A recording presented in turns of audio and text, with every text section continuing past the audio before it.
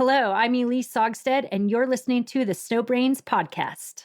For this afternoon and tonight, a significant winter storm, including heavy snow with limited drinking.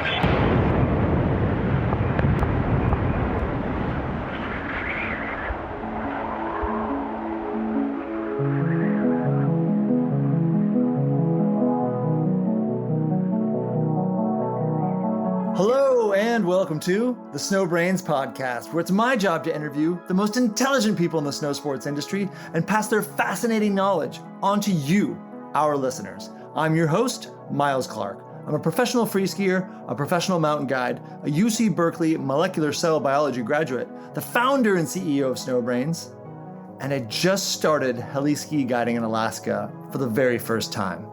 This is my 14th trip to Alaska. Heli guiding here has been simply stunning. The Tordrillo Mountains are featured, convoluted, and delicate. The Chugach Mountains here in Valdez are big, brawny, and endless. I'm honored and humbled to be here and to ski and be amongst these giants. This episode of the Snowbrains podcast is brought to you by Icon Pass. It all starts now. Icon Pass is on sale for the 22-23 season. It's time to keep the stoke alive. Seek a season of fun in the mountains, and do you! Across 50 of the best ski destinations in the world. Whether it's the immediate spring access, hooting hollering down your favorite runs next season, or connecting with the crew for an afternoon brew, there's always an adventure for how you ride. Discover more at iconpass.com. My guest today is Elyse Saugstad. Elyse won the Freeride World Tour in her very first year on tour in 2008. She won the Freeride World Tour's Best Female Line of the Year in 2009. Elyse won Powder Video Awards Best Female Performance twice, 2013 and 2018. She was Freeskier Magazine's Female Skier of the Year in 2018. She won the IF3 International Freesport Film Festival's Best Female Freeride Performance 3 times, 2014, 2018, and 2019. She was nominated for Powder Video Awards Best Female Performance 8 times, 2010, 12, 13, 14, 15, 16, 17, and 18. Elyse was voted top 5 overall in Teton Gravity Research's Collab contest in a field of over 40 men. She was the only female to make it into the final. She was even named one of ESPN's top 50 women in action sports in 2014. Elyse has seen a lot in her skiing career, and her perspective into how the industry works is one of a kind.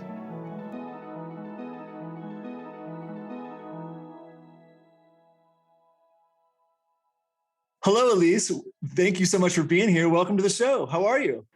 I'm doing great. I actually got a decent amount of sleep last night. I feel like I emerged from the baby cave, so I'm feeling really good right now. And congrats. You just told me you have a 4-month-old baby. So so I think those first 4 months are brutal. Yeah, it's been brutal. Like, the sleep is just what really gets to you. And lately it's been a little bit difficult because he's going through a cycle right now where he's not sleeping quite as well at night. And you have to kind of let him cry it out a bit, because that's just, you don't want to create these bad habits and you want to get him sleeping properly. And last night I finally got some sleep, so I'm happy. Well, it's got to feel great, especially after what you've been through recently with the baby. And how about skiing? Are you skiing a lot? When did you ski last? Ooh, well, I did ski just a few days ago. It definitely has taken a toll on the amount of skiing we've been doing, but I got to say the way winter has been going so far too has also been a reason why I just haven't been skiing a whole heck of a lot. And it's been really easy to just focus my attention on raising a baby instead. But yeah, it was a few days ago. I'm with you. We're having a dramatic drought right now in the whole West. And I've had a little bit of a knee injury. So I didn't ski for 17 days and it didn't even hurt my feelings. Usually I freak out. And I just started skiing yesterday and I was like, I'm good after like an hour, even after not skiing for 17 days. So it's great to get out and get some fresh air. It's been beautiful weather. And so there's that and that part of the aspect of skiing that I love so much, of just getting outside and running into people at the resort and getting in some laps. But yes, the skiing is not something to write home about right now. No, it's not. It's almost scary. You've had an amazing career with some stupendous highlights. And you grew up in Alaska, which is so badass. How many days do you ski per year, Elyse? I don't log. I don't really know. Neither does Cody. I love that. Yeah. I like not logging how much I ski, but I got to say, as this career has really developed and the more you're required to be at places and events and things, the less you ski. What's your biggest accomplishment in skiing? I think at this point, I've definitely hit some goals that felt pretty good, like winning the Freeride World Tour and winning Best Female Performance at the Powder Awards, and I have 3 as well. But honestly, I think my biggest accomplishment that I can name to date is not those notches. Those notches are what kind of helped push me to keep going, and I think my biggest accomplishment is the fact that I'm still here. I'm 43 years old and still, a sponsored athlete and still have a lot to give and still filming and still enjoy it. So that can be quite trying because this job is as fun as it is. It's still a job. And when you make your passion a job, sometimes you can lose that passion and love, and I'm still able to find it. So that makes me happy. That's huge. Where's your favorite place to ski? Alaska. Yeah. Nice. Tell me why. Yeah. Well, the mountains. I mean, the type of skiing that I love to do, it's the best up there. And maybe that's partially also because I was raised there, but what I love to do, the style of skiing, those mountains, they are the best. They're the steepest, the best snow, the most challenging for myself. And if you had to pick any other mountain ranges, what might they be? Your other favorites? My other favorites, gosh, it is really a tough question because there's so many special reasons for particular places. I do spend a lot of time in BC in the Coast Range, like post up in Pemberton, and I have a fondness for there. But I also have a fondness for being in the Alps, and a lot of that has to do with the culture too. It makes it so exciting for us to be there and really have this full experience that goes beyond skiing. And in the different parts of the Alps, you have such different cultures too. Where, as in, when we're in North America on the West Coast, if you move, from California all the way up to Alaska, it's all a bit more similar, right? The culture, the people, the experience. And over there, it differs from Switzerland to Austria to Italy. So when people ask me what's my favorite part about skiing in the Alps, I tell them it's spritz. I love the Italian pizza and spritz, basically. It's just like there's these experiences that loom so high in my head, and I try to connect with it. And it's like, oh, really? It is. It's like literally like the food and the culture is the best part, and the skiing is great too. What would you do if you couldn't ski? Surf all the time. I love that. Same answer for me. What scares you the most in the mountains? I think that they're sleeping giants.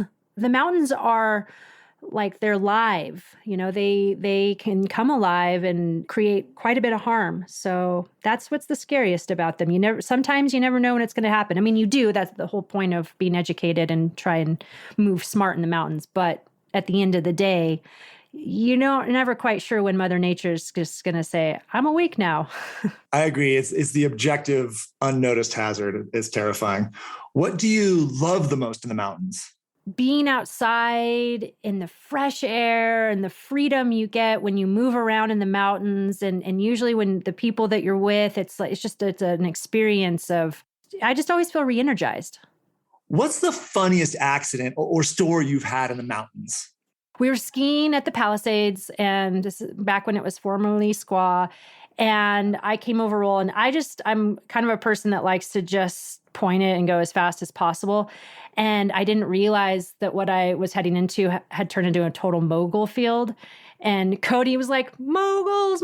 And at that point, I couldn't stop. And I just went blazing by him, went into the mogul field, had a massive crash, and ended up with a black eye. Ooh, nice. That is a good story. I like that. What's the scariest accident you've had in the mountains? I think the scariest accident I've had, most people are familiar with, and it was the Tunnel Creek avalanche that I almost lost my life in. And we lost 3. The other 3 that were caught in the slide, unfortunately, didn't make it. So that was definitely the scariest thing I've ever been a part of. And I hope to never experience something like that again. And I hope others as well. Yeah, and if you're comfortable talking about this, I just wanted to touch on, this was in 2012, if I understand correctly, was near Stevens Pass Ski Resort in Washington, and most people might be familiar because John Branch wrote a Pulitzer Prize-winning article about this avalanche in the New York Times, which made it pretty well known. And I think you said the 3 people lost their lives, might have been 16 people involved. Are you comfortable telling us the story of this avalanche?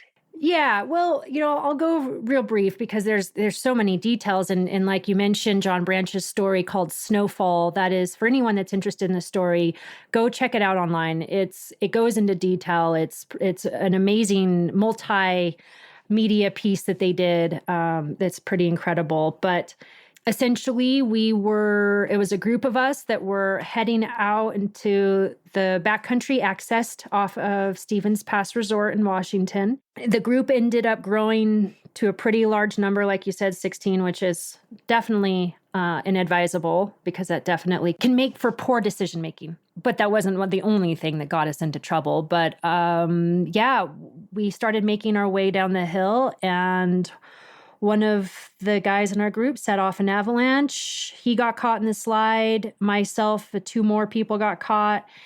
And I went for about 2,500 vertical feet, which is essentially, if you want to think about it, like 2 Empire State Buildings stacked on top of one another. That's the distance from top to bottom.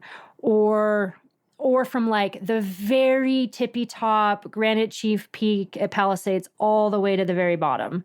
What was the difference of why I lived was I had an avalanche airbag backpack on that I deployed. Back then, 10 years ago, those backpacks were not very well known in North America.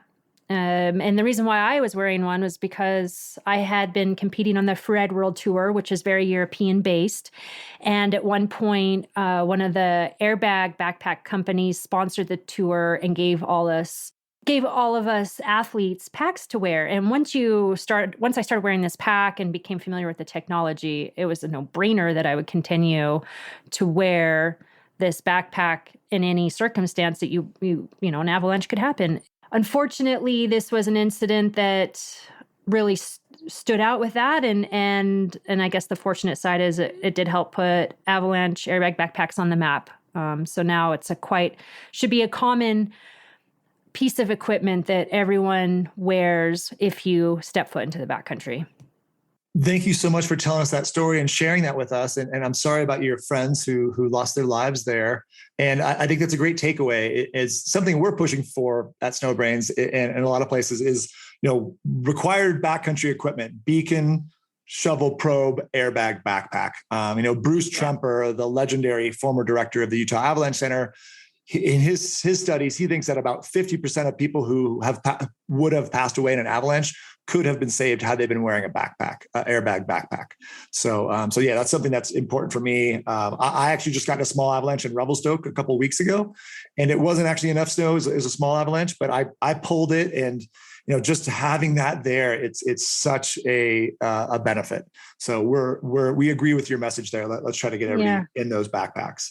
Yeah, for sure. And the backpacks too, it's like for your own safety. A lot of times the transceiver shovel probe can be to help save others. Of course, if you're buried, the transceiver is helping you, but having all that gear is really to help others. But that backpack is really, it's a selfish thing. It's if something were to happen, it's that last ditch effort to help save yourself. And, it's there for when humans make errors. I mean, we are human, and so we are prone to make errors at times. Even as much smart decision-making you can bring into the situation, that should always be the number one thing that you take into the backcountry, is making sure you feel very confident in your education and knowing how to use all your equipment. But last-ditch effort saved my life. Absolutely. We love to hear that it is life-saving. And and just for our listeners, it's the Brazil nut theory is what they talk about. So the more surface area you have when you're in a liquid environment, like an avalanche, when you're getting shook around like that, the objects with more surface area rise to the top. That's just the physics.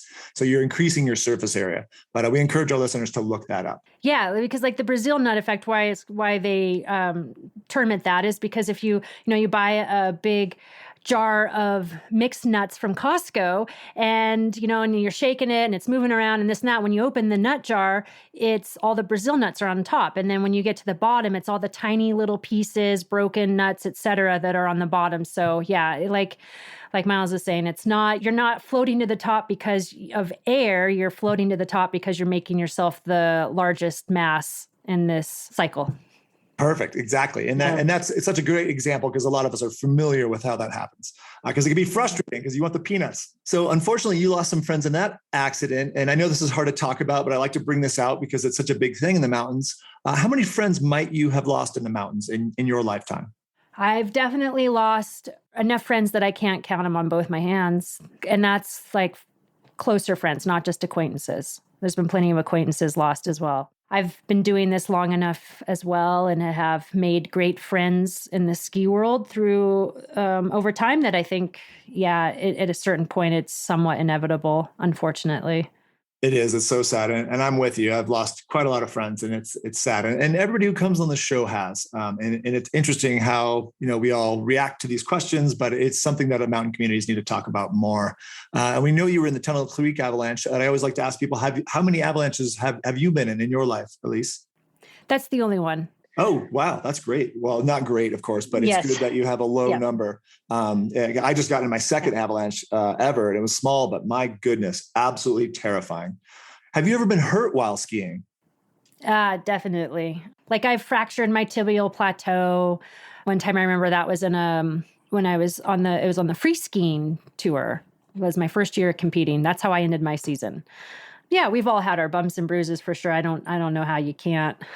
But that's impressive. I mean, considering how ridiculously badass you ski, that you haven't had any major surgeries, that's phenomenal.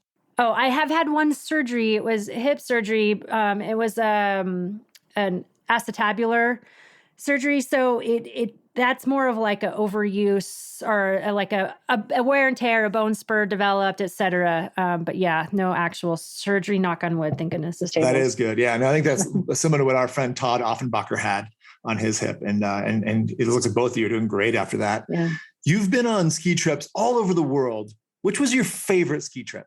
Hard question, because I've had a lot of great experiences on trips. Okay, one of the most recent ones, that's an easy way to do it. One of the more recent ones that really stands out to me was getting to go to Austria, the Arlberg, St. Anton area. It was for Blizzard, and I was with Jackie Peso. I love Jackie. I love Jackie too. And it was a couple years ago, and it was one of those trips where we were there to film and, do proper work, but we had great conditions. And it was the kind of trip though too, where maybe because it wasn't for like a TGR, I didn't have this extra pressure on myself. And I just felt like I really got to just enjoy being there and the food and wine and the scene there. I mean, it was a beautiful time in the mountains. Like I said, we had great conditions and I had really great company, and it was really enjoyable. I would love to go to Austria. Thank you for that. Is there anywhere you've been to that you would not want to go back to? That's a hard one to answer because sometimes trips are not good because of the people you're with. And sometimes places that you go, the skiing can be amazing, but maybe the cultural experience isn't as good. So like, for instance, going to, right off the top of my head, I would think of like going to Sochi and going skiing there. For the overall experience, not the most amazing experience, but the skiing is so phenomenal. The mountains are so amazing that I would go back. I'd go back in a heartbeat, but not for the rest of it. And then I think, there was a trip that I went to back in the day to Mount Etna on Sicily where, the skiing was not great. And I really wouldn't return for the skiing. But the cultural side of it was really cool to go there to Sicily, of all places you don't really think of to go skiing, right? And so just being there was wonderful, but the skiing not so great. So very cool. Yeah. And for our listeners, Sochi's in Russia, of course, and Sicily is what the boot of Italy is kicking. Italian island there. It's very famous. How many ski movies have you been in, and which might have been your favorite? Also, I don't know the answer to that. but it's just, that just really is just showing my age And in all of this. how successful you've been, because you've been in a lot of ski movies. I think one of the pivotal movies for me was the Matchstick Productions All In. That was special because the All In movie was a collaboration of Ingrid, Michelle, Angel, Tatum, and myself. Unfortunately, Ingrid got hurt the very first day of filming with her, so she didn't get to be a part of it. But we came together being like, we want to film together. You know, we're always like kind of the token female on trips, et cetera. Like we never really get a film together. We want to do something that brings us all together. And we think that also the time was ripe for a female focused movie where it wasn't just all about female hurrah, but like it just so happened to be way more females in the movie. And there were still plenty of guys in the flick. So that movie was really special for me. I put my heart and soul into filming that year for it. And I had really great experiences with getting to film with those girls. Yeah, it holds a special place in my heart. Oh, thank you for sharing that. And I really like that segment. You guys went some really cool places too. I think you even ended up in Bariloche, Argentina, which is my second hometown. I love that place. I love Bariloche so much. And it's funny, as I started to talk about this movie, I'm like, oh, that was one of my most fun trips too, was going to Bariloche with the girls. Yeah, the conditions were not, amazing when we were there, but we still had a really good time. The skiing is phenomenal regardless. And then, the cultural aspect, the food, love it. Love it, love it, love it. I'm glad we share that love because, that place is very special to me. What might be your favorite book or books? I love David Sedaris. Oh, yeah, he's great. Yeah, that's kind of a funny one to choose right now. But like I said, I don't know if he's actually had anything come out in a while. But whenever I pick up a David Sedaris book, I always get some good chuckles in. And that's always a great thing. I mean, there's a lot of stuff. My major in college was international relations, aka politics. And, I definitely hone in on international affairs around the world and keep up on all that stuff. And I just feel like lately too, things are just, just so seriously heavy and so polarizing these days that I kind of have a depressed feeling about it all. So it's nice to inject some lightheartedness, humor, etc. into life as well. I like David as well, David Sedaris. I feel like he's extremely intelligent and is sort of masterful with weaving sort of old themes and modern pop culture into what he does. And with any angle he wants and a lot of, tongue in cheek, everything. And it's funny because, he's so overly particular about life. Like, so his angles the way he comes at things are just so funny because he's so prickly, but he knows that. And that's why he's self-deprecating. Yeah, he's and just so damn smart. So it's always fun to read somebody's writing who's just so much smarter than you to get a different perspective. My last question in the rapid fire here is, how did you make your dreams into reality? Yeah, everyone wants to know, how do you make your dream into a reality? It seems like this big thing that can be so hard to grasp, but really it's figuring out what your end goal is and the steps you need to take to get there. Now, maybe you may not know every step, but if you have a starting point that you can just start chipping away at what it's going to take. For instance, for myself, I started competing in freeride comps. That seemed like a good way to kind of, just see where I was at competitively. And then also when you do freeriding comps, it's a really good way to learn how to ski a venue, a line that you want to ski fluidly without maybe having ever skied it before, and figuring that whole process out, which really translates then to filming. So challenging. It's very challenging. Like when we watch movies and you just see people ski down stuff, you're like, oh yeah, that was the easy way down. Well, what you don't realize when you're standing up top, you look down and like you can't see most of your line, half your line. And, you got rollovers and you got things that markers that you have to find that you don't realize that's what skiers are looking at when they ski down stuff. It's so much easier when you're from that far back Barbie angle, right? So competing helps you learn those skills before getting in front of the camera. Because the other thing too is once you start filming, there's a lot more riding on you. When you do a free ride comp, it's all on yourself. But when you're out in the field with people with cameras on you, their jobs, there's just a lot of people that are all relying on you to perform. And in competition, it's a way to learn how to do that without having to have all that extra pressure of that one day to perform in front of the cameras. So that's how I started. It went really well. And then I was able to just continue that path of, like I said, chipping away at trying to get different experiences to becoming a professional skier. And it all worked out. Here I am. I think that's a fantastic point to drive home because I like the way you started. Your goals feel so big, but they need to be chopped into pieces. And then you can just do that first piece, take that first step. And I think that's how so many people are successful, have attacked these big goals. And that you did it that way too is great. And I think that's a great take home for our listeners. And since you were talking about competing being that first step for you, we might as well jump right into it. And we'll just start by saying that you won the freaking Freeride World Tour in 2008. It's insane. It's so badass. And you had a ridiculous rally that year, winning 3 of the tour stops: Sochi, Russia, Tignes, France, and the finals in Verbier, Switzerland, which is insane. I got to kind of ask, and we're so curious, when did you start doing free skiing competitions? The year before. No way. Yeah. Well, bang, bang. But okay. I grew up ski racing, so I'm definitely very familiar with competing on my skis. And I did that very intensely and was, when I was younger, my dream was to be on the ski team and go to the Olympics and all that stuff. So, but things changed. And after college, I got in on the IFSA free skiing tour, and I did really well on that. And then the next year, the Freeride World Tour started.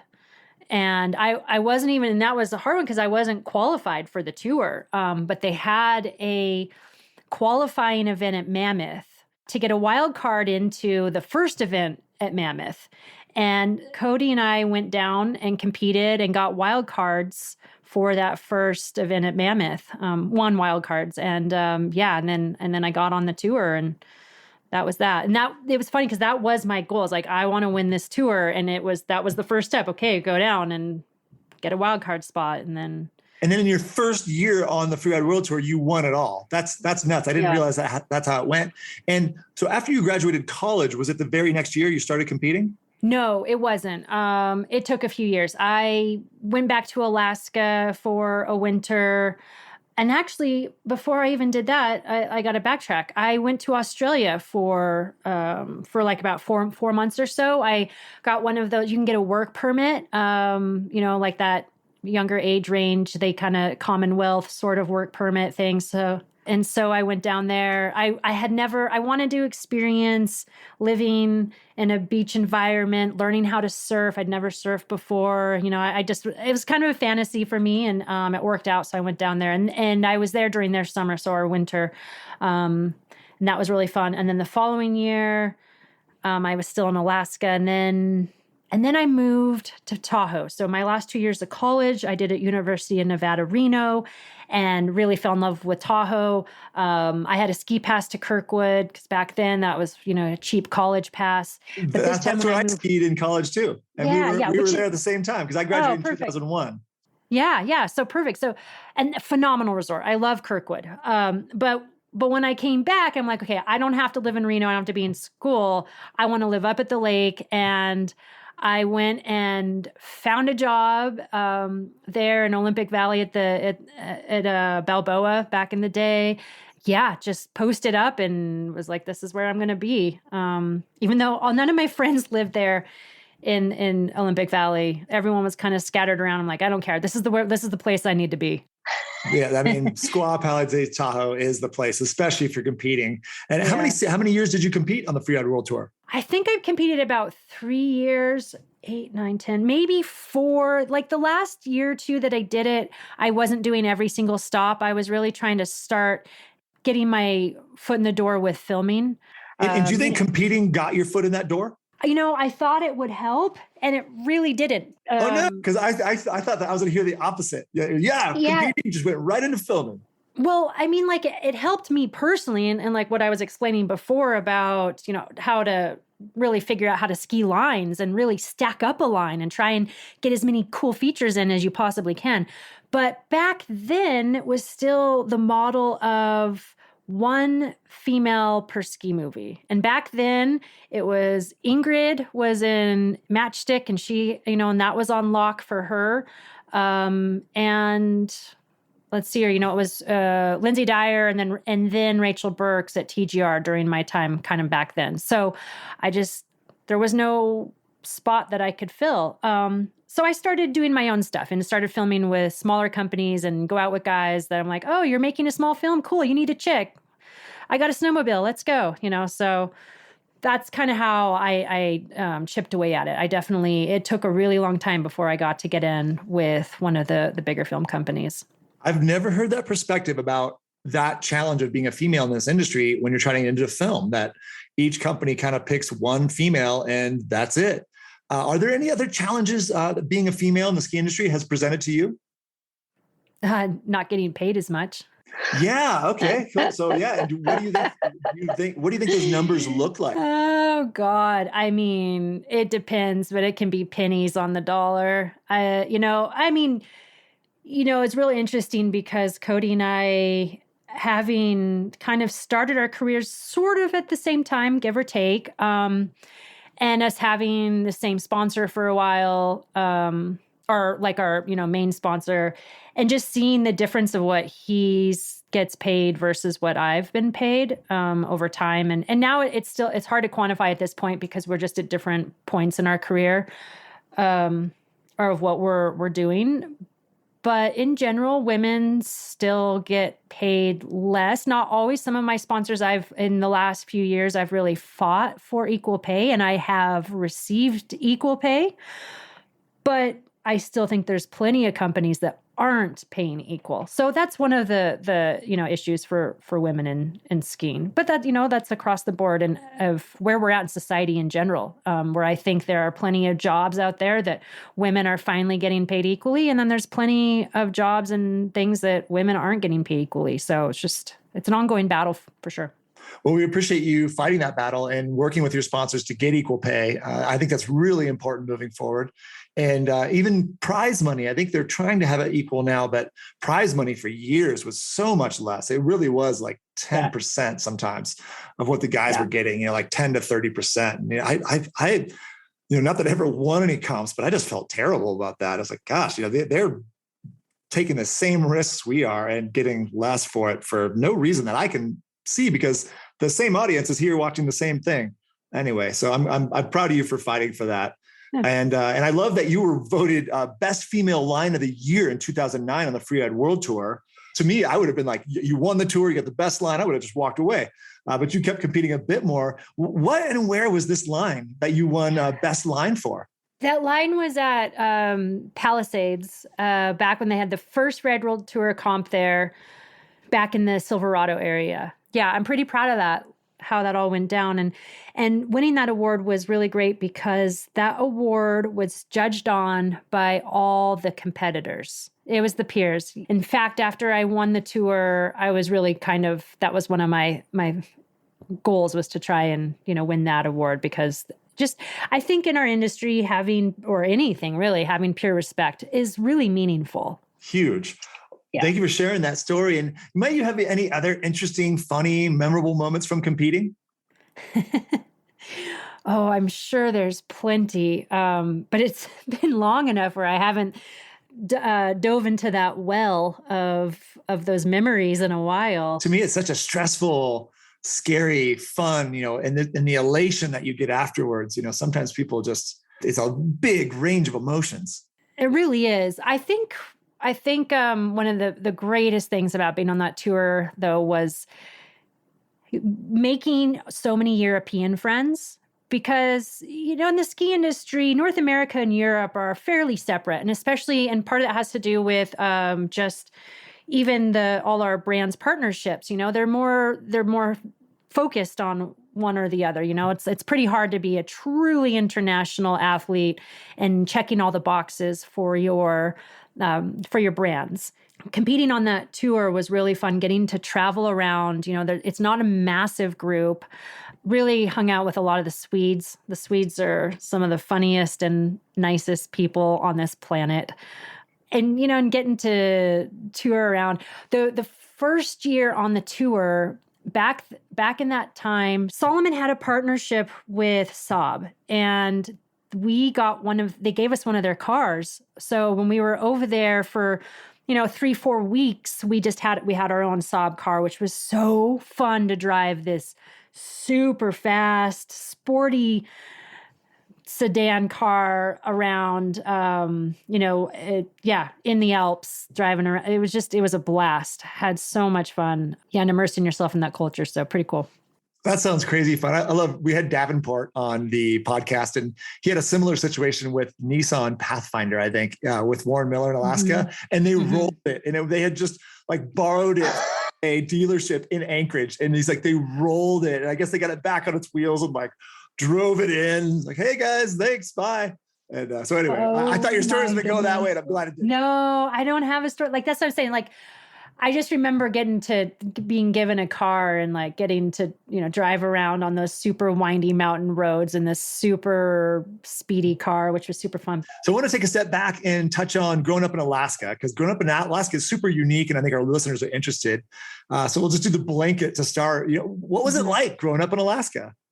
Growing up in Alaska is pretty cool because you are just more involved in the outdoors. I feel like, as a whole. And that's probably because there's just so much more space. Like, I feel like it's hard to get away from people and away feeling like you're at a designated space for humans in the States in general. Like, for example, when you're in high school and you go camping or you go to do bonfires and all these things, you pull off on the side of a dirt road, you go down here somewhere and you're just in this random spot and you just camp, or like I said, have a bonfire or whatever it may be. Whereas here, I feel like when, living in Tahoe, everywhere, every single part of Tahoe is spoken for one way or another, and you're never going to get lost in it. So I think that's kind of cool.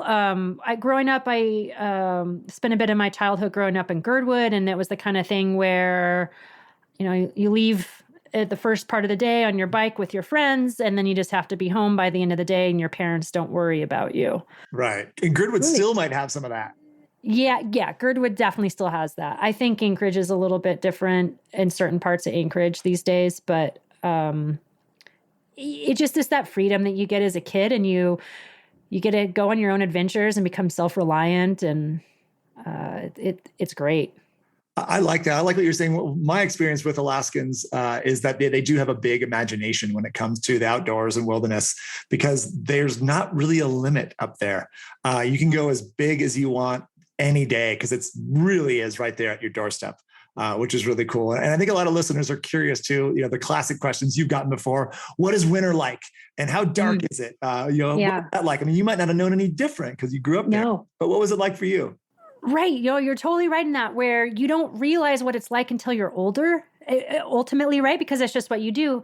They're essentially growing up in that South Central Alaska, Anchorage, Girdwood area, at the peak of solstice, winter solstice, or the shortest day of the year. You're looking at about where the sun rises around 10-ish and sets between 3 and 4-ish. And, but it's the kind of thing where the sun just never really gets high enough to really get over the mountain peaks. And when the light comes out, it's just that alpenglow, which is amazing. So it's pretty dark. But as a child, you go to school in the dark and you come home and it's a little light and then it gets dark. So when you go to school in the dark, it's really that morning time that is such a huge difference between here or up there in the States. And so if you go to school in the dark, it doesn't really matter when it gets light out. It seemed like, you're just tired anyways. So I think one of the ways to deal with it, where a lot of my Alaskan friends deal with it, is they all like to take a vacation in the middle of winter. They love Hawaii. Hawaii. Well, I was gonna say Hawaii, but it's, you know why? It's also so easy. It's a 4-hour direct flight from Anchorage. It's almost, I feel like it's just even slightly quicker from Anchorage to Hawaii than it is from leaving from San Jose in California. I think it's closer from in California. Yeah. I think it's a 5-hour flight. 5-hour flight. Exactly. So I think it's slightly closer. So that's really nice that you can be somewhere when you live that far north, but yet you can be somewhere so opposite and warm and beautiful in the middle of winter so quickly. Yeah, snap. Almost all the Alaskans I know spend time there. And I think it's very much part of, it's just so easy. Alaska Airlines has crazy cheap flights there and back. And I feel like almost all the people, a lot of people I know up there almost have dual citizenship. They have, a lot of them even have land down there. And so it's just like, anytime they want to go, they just go. My parents, now that they're retired, they have a condo on the Big Island, and they are actually there right now. Exactly. In the heart of winter. It makes a lot of sense. In the heart of winter. Totally. In fact, like, I honestly don't know why my parents don't spend more time there in the winter, but they're like true hardy Alaskans that they like to be in Alaska for a chunk of winter. And which I'm just like, wow, you guys, it's getting harder for you, but you still want to spend time there. Cool. And then the flip of that is summers are ridiculous. You use light all day long. What are summers like? What were summers like for you? Summers are so exciting because there's no limit to the day. I think one of the more fun things as I've gotten older and have returned to Alaska in the summertime to visit with Cody is going on the midnight fishing runs. And, salmon fishing in Alaska, it's not just all summer. You have these very specific windows of when the salmon are running. And it's not exact, but it's very kind of specific at certain times of the year on which rivers and which type of salmon, et cetera. It can be really fun. You have a limit of how much fish you're allowed to catch. And as I'm saying this I don't think this is a very quote unquote legal thing, but it sort of is, where what you do is you go on a midnight fishing run where you go and catch your limit. Like the salmon are hitting a river and they're just coming in full force. You go and you catch your limit before midnight. And then after midnight hits, then you catch your other limit because it's the next day, it's your limit the next day. And technically, I think the technicality is you're supposed to literally wait 24 hours, but that's the way Alaskans do it. So it is what it is. Alaskans are comfortable bending laws, fracturing, just a fracture here or there. Yeah. And so it's pretty fun to do those, like the midnight salmon runs. I mean, it's like right around when it is the darkest. It is a little hard to see. I like to say that, I guess a way to think about it is if it's a clear night, you really don't have to turn on your headlights ever. But it is kind of dark enough where it is smart to. Yeah, summers are really fun. You get a lot of energy. You don't sleep much. No, I noticed that. I remember I lived in McCarthy, Alaska for a summer, my first summer guiding up there in the Wrangell St. Elias Park. And I remember one night having to go over to my neighbor who was buzz sawing, and I think like basically using a table saw to make planks to build a little cabin he was working on. And I remember going there, I was like, John, what are you doing? It's 2 a.m. He's like, what time? Oh, I'm so sorry. It's like, dude, I got to get up in a few hours. Like, oh my God, I'm so sorry. I just totally got carried away. I didn't realize what time it was. Alaskans, I feel like they get a lot of sleep in the winter and they don't sleep at all in the summer. And I remember I got so used to the all the time light. I remember coming home from the bar one night. It was like 11 o'clock and I stubbed my toe and like fell off this little bridge into the creek and it got wet. I was like, what the hell is this? And I was just like, darkness? Bullshit. I'm afraid of the dark. Yeah. I love all day light. It's just awesome. It is so fun. Go up and check it out. This episode of the Snowbrains podcast is brought to you by Icon Pass. This year, do you? With an Icon Pass in hand, whether you're hunting bluebird days, scoring après scenes, or tearing through cold smoke, however you ride, there's an adventure waiting for you. Score the best prices on winter 22-23 and get all the early season goods. Upon purchase, buy now, ride now, with immediate spring access to 3 mountains and a total of 10 destinations by April 11th. Save up to $200 in child passes with a purchase of an adult pass. 21, 22 pass holders can claim up to $100 off in renewal discounts for 22, 23. And play it all forward with a payment plan as low as $0 down and 0 APR. Claim your pass at iconpass.com. And I think Alaska did a lot for your skiing because I was just reading a little bit that you're a top-ranked downhill ski racer at 16. So what was skiing in Alaska like, and what was your racing career like in Alaska? Well, Alaska, you end up having to travel a lot down to the States for races. So I did get to do a lot of traveling, especially that 16, 17-year-old age. I remember my senior year of high school in the month of March, I went it was like 2 or 3 days total of the entire month because it's such a big racing month and I was just on the road. But yeah, so ski racing, especially when I was that age, the generation that came right before me was the Tommy Moes, the Hillary Lynns, all these people that were on the U.S. ski team. And I mean, I remember Tommy Moe, especially now that it's the Olympics happening right now, Tommy Moe winning his medals at the Lillehammer Olympics. And it was just, very memorable at that time and very proud of it because all these Alaskans were doing really well. And Hillary Lynn had won silver in the Olympics previous in the downhill. And I think the reason why there's so many downhillers that come out of Alaska is because of Alyeska Resort. The downhill race that you do is a proper 2-minute downhill. Half of the resort is above tree line. And then I guess just in general for training, a lot of times for ski racing, visibility, going back to the lack of light in wintertime, you really have to learn the feel of your skis and you can't rely on visibility as well. And I think that it translated well when you step beyond racing in the States and you get over into Europa Cup and World Cup. A lot of races there's a bit above tree line. And so you just already adjusted to that. And I think the mountain itself just lent itself to really teaching you how to be a good downhill racer. Like a funny little story, I remember, and I thought of this recently because the Olympics are happening, thinking about when I was about 7 or 8 years old and, in Mighty Mites, and they were having some junior races and they were a downhill. And for some reason, they let us little Mighty Miters on the downhill course, not to race, but literally just ski the course. And I was just yes, and got in my tuck and just started hauling butt and ended up crashing and breaking my wrist. No way. Oh my God. Yeah, but it was because you think back, if you watch the Olympic racers and downhillers and super G skiers, you're just thinking how do you get to this point? You can never on a mountain have enough space and enough an ability to just go literally all balls to the wall fast as you can down faces. First off, you're not allowed to. And second off, it's pretty hard to because there's so much public around.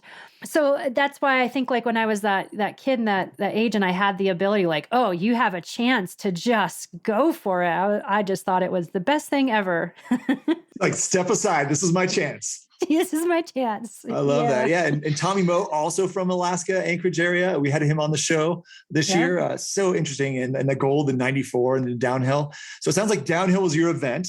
And how do you think ski racing and being a downhill racer translated into your free skiing career? Well, I think learning confidence, gaining confidence in your skiing, to be a speed racer, to perform well in downhill and super G, you kind of had to have this lack of fear and the ability to want to find the faster line and go faster. And I love the idea too in downhill that you could catch air. And that was something I really wanted to get good at. So I think it really fed naturally into being a professional skier, free rider, because I had grown up with this instilled confidence in my skiing and skiing big faces and wanting to go fast and push myself and catch air and that feeling of flight. So I think that's really translated to where I'm at today. I will say though, sometimes you can always tell an old racer sometimes in free riding the way they take air and pop air and really hold tight. So sometimes it's kind of hard to let yourself really truly pop in air because it's been ingrained in me to more like kind of suck up air versus trying to. Don't want to do that on a downhill course. No.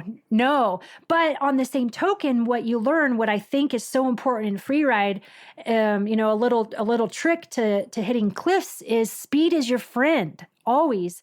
If you're going to do it, you're going to do it anyway. So you might as well give yourself a better chance of success instead of like skiing up to the edge of a cliff and stopping and like, peering over and letting that like, nervousness grow up inside of you. And then you finally do it. But the thing is, you don't have any momentum. You need momentum to come out of landing a cliff, right? And so that's the same thing that I learned as a teenager racing downhill. It's that momentum thing, and you're going to do it. So just commit to it and do it properly. I agree. And that horizontal speed is really what helps make the landing a little bit softer too. So you're not going just straight down, you're going out at an angle. So you can actually land a lower angled landing, which I think is huge. Yeah. And you talked about transitioning from, your downhill ski racing career to your free skiing career. I think a big part of that transition might have been going to the University of Nevada at Reno. Were you on the ski team there? Was that part of what you did there? Yeah. No, actually I'd given up ski racing at that point. My first 2 years of college, I did at University of New Mexico in Albuquerque. And I had gone there to be on the ski team because they've won the NCAA championships. You would never necessarily think that school would have a good ski team, but they do. But I had received an academic scholarship, so I didn't have to rely on my skiing, and I quit. I was burnt out at that point. After high school, I actually took 1 year off to commit to ski racing, and it was fine. But I was ready to go to school and kind of move forward. So I was over racing, and then I switched schools. And one of the reasons why I switched schools was because I wasn't skiing at all down at UNM, because the mountains are still far away, and the culture there, like none of my friends skied at all. And I had this contingency of friends, Alaska guys that were going to school at University of Nevada, Reno. So you guys get in-state tuition there, I think, right? It was like the Western Alliance or something. The Western Alliance, it's still a scholarship. It's still a scholarship thing that you have to get. I don't think you don't get that tuition automatically. You have to qualify for it academically. Okay, cool. Which I did. And I had done a study abroad in Italy for a year. So I had lost my scholarship to UNM. And that was one of the reasons why too, that I wanted to switch, and I wanted to switch because of the major, blah, blah, blah. There's a lot of little reasons, but a big part of that was wanting to switch up here to just be skiing again, and not racing, but just be skiing. So like I was mentioning, those Alaska buddies, that they had gotten into the free ride scene. And that was the whole time, like Tahoe and Palisades was exploding in this scene, with Shane and CR and Kreitler and Tanner and Jamie Burge and just everyone, Brad Holmes, everyone under anyone, JT Holmes, everybody. JT. The list goes on. And like Ingrid had moved here, So like the whole scene was here, and it was just really infectious. So I started to just really get into like skiing again and free riding. And then it wasn't until, like I said, after college that I moved up here and then realized like, oh, hey, maybe I could try this whole free riding thing out. That's so great. So you essentially came to University of Nevada, Reno, to ski in Tahoe and ski at Palisades Tahoe, Squaw Valley, formerly Squaw Valley. And how do you think Palisades Tahoe improved your skiing? Yeah. So all the cliffs, there's so many different sized cliffs. And that was the one thing. Alyeska Resort doesn't have tons of cliffs. There's a lot of natural hits, but not just like actual literal rock cliffs to jump off of, And so there was that really started to get me into it. And then also the amount of free riders. Also when I was kind of that college age back at Alyeska in Alaska, the scene was very snowboard heavy. That was kind of a phase when snowboarding was really exploding. And so I would be that one I would be the one girl in the group, and then I would be the one skier in the group. So it'd just be like I'd be skiing with a bunch of snowboarders, which is great because there's so much to take from snowboarders. But that was kind of that scene. So the other thing too that was nice here was that there was actually a lot of skiers to help kind of skier heavy mountain for sure. Yeah, definitely. So there's that, and then the scene, and then also I think it helps at that resort you can see so much of what's going on everywhere that you kind of have to, like, if you're going to do it, it's like a performance mountain, and it puts you under the scope. And it's like, if you're going to do it, you just got to go do it. And people are watching. So that kind of helps teach you to just, go for it, right? If you're going to do it, as I keep saying over and over again. And all this led to you being a phenomenal professional skier and getting a shitload of awards, which I was really just stoked to read these. I'm going to list these off. So you have a lot of incredible awards in the ski industry. And here's just a quick list of some of them. So Freeskier magazine puts you as 2018's Female Skier of the Year.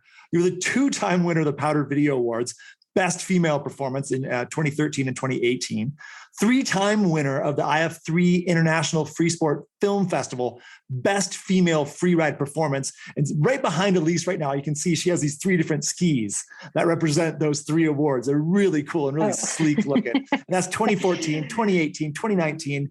You were ESPN, named one of ESPN's top 50 women in action sports 2014. You were nominated for the Powder Awards, Best Female Performance in 2010, 12, 13, 14, 15, 16, 17, and 2018. This is just nuts.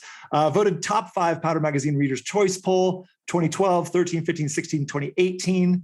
It just keeps going. Voted top 5 overall in TGR's collab contest. It was a field of over 40 men, and you were the only female to make the finals. And then we already talked about your best line of the year in 2009 for the Freeride World Tour, which is maybe even more badass than all that, because that's hands-on, boots on the ground. So the only question here is, of all these awards, which one of them was your favorite? Gosh, I just listening to you list all that stuff off. It just makes me think like, wow, I've been doing this for a long time. You've been kicking ass for a long time. Regardless of the kicking ass, I think just doing it for a long time, especially in a sport that's so hard on your body. So going back to where I think the biggest award is the fact that I'm able to stay, I'm still doing it. Which ones? Yeah, what meant the most to you? Because one of these probably hit you harder than the others, I'm hoping. Yeah, well, I mean, there's some meanings behind a lot of them. I think the one that probably meant the most, or I really had this real dedication to it, was the very first time I won the Powder Magazine's Video Awards Best Female Segment of the Year, back in 2013. And the reason was because it goes back to that whole time when, there was just one female per movie. And so there weren't a lot of opportunities to get into the movies to even have the chance to win this award. And back then, the parameters for winning that award too were it literally had to be a part of a movie, even though at that point, online video content had started coming out, and even online video movies. But Powder had this parameter where if it wasn't like a literal DVD, and it wasn't literally by like a production company, then you couldn't get nominated. Because at that point, I had done Solomon Freeski TV episodes that I'd had some great skiing in, and had been a part of another movie that was just online. So like that stuff didn't count. So this collab, I guess it's all wrapped up into the collab project. And what happened was I really wanted to put in a concerted effort to try and have a proper segment that could get nominated and potentially win for Female Segment of the Year.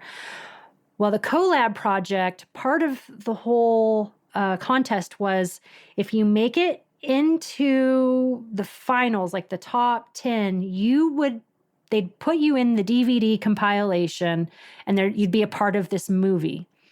And so even though, because going into the competition thinking like, I don't know, just entering where you're going to be up against a bunch of guys, it's just extremely difficult. I didn't even consider the fact that I necessarily had a chance at winning, especially when most people that are voting are going to be men, a lot of people watching that stuff. So, but my goal was if I could make it at least into the finals, I could make it into a DVD, and I could be a part of something that would give me a chance to get nominated for the Powder Awards. I put a lot of effort into filming that winter and everything I went towards. So one of the lessons I learned that winter too was, our winters are really short. And when you're there's so many different opportunities you can have. You can spread yourself really thin.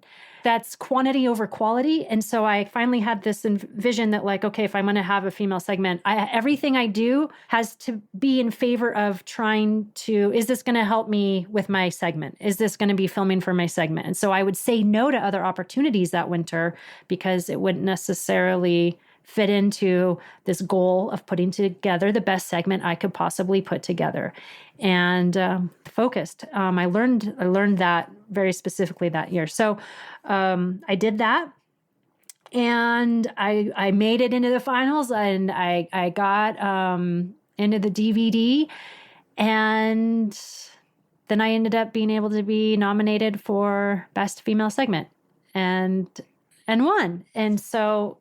Yeah, it was very rewarding because it really was all on my shoulders. A lot of times, when you do get to work with these bigger production film companies, you do just kind of get to show up as an athlete. You got to perform, but you just kind of show up. You don't have to do all the other parts of the puzzle to make it come together.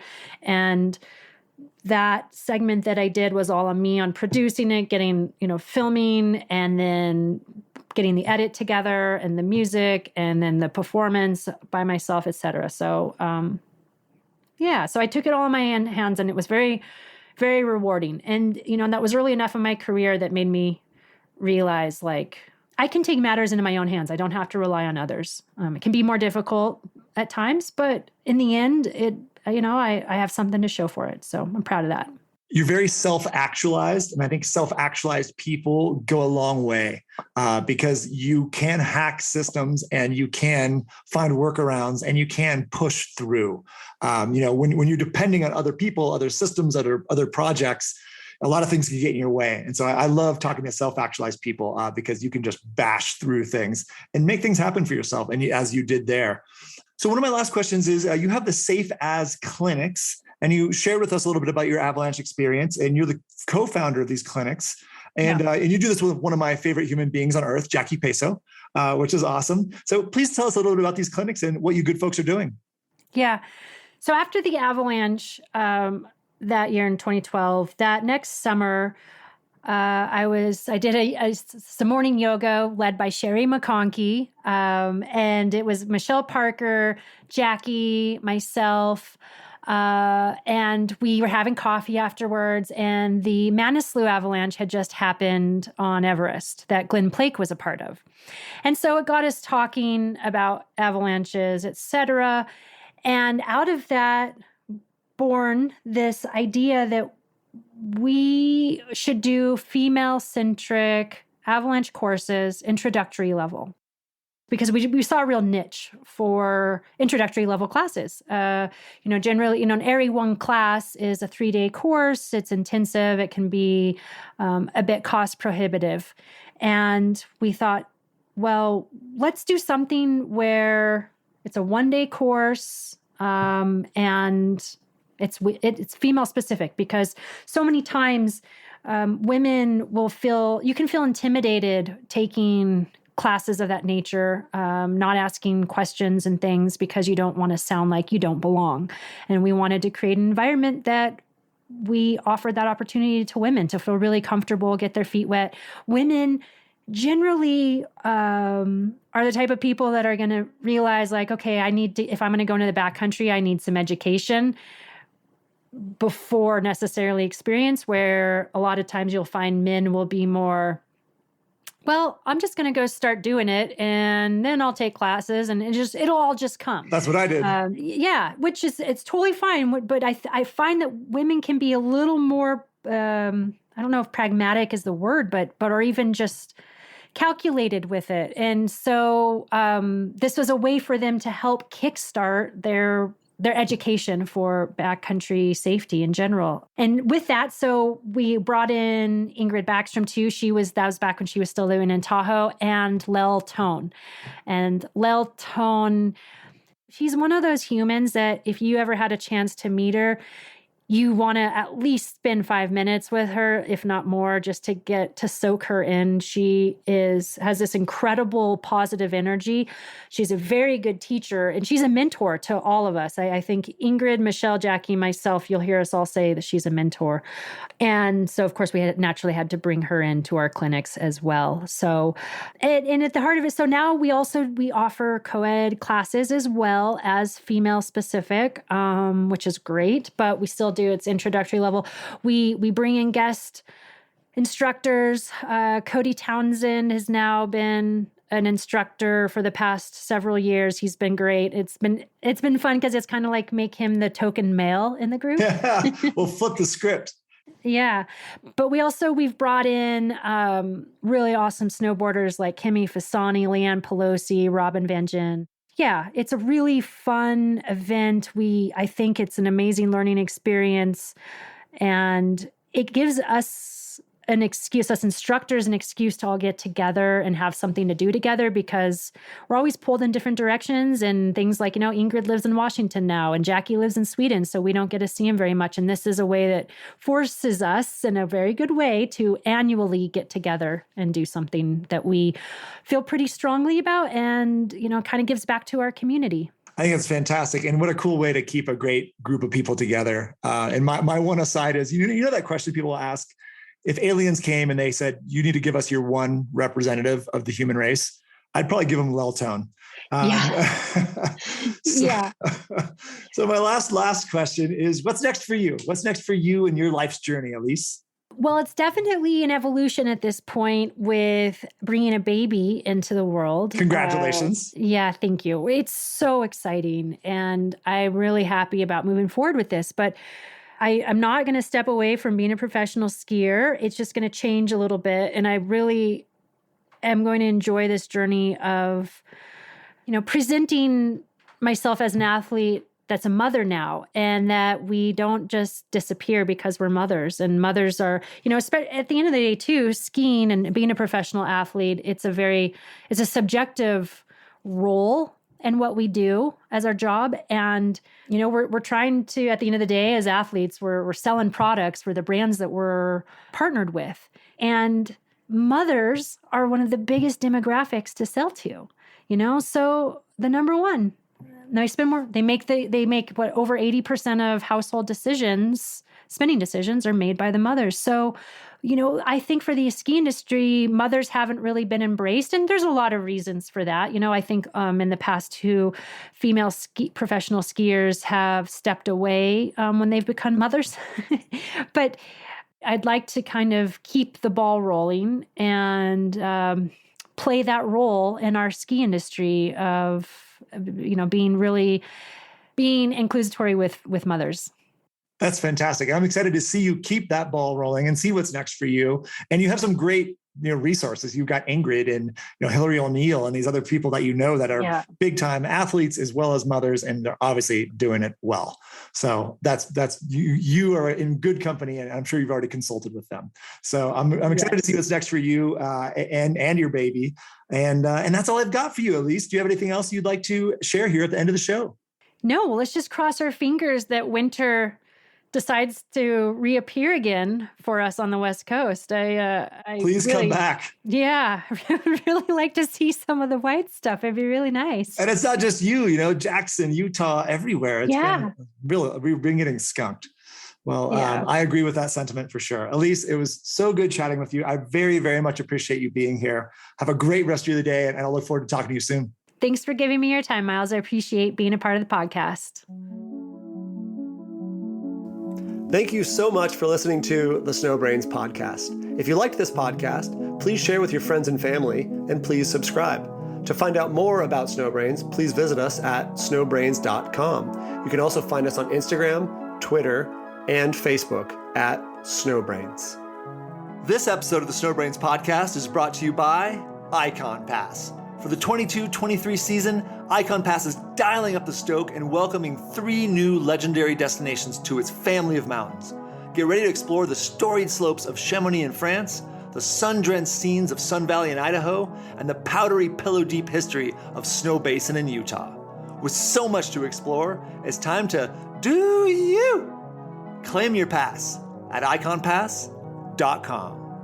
This episode of the Snowbrains podcast was edited by Jared White, music by Chad Crouch, and I'm your host, producer, and creator, Miles Clark.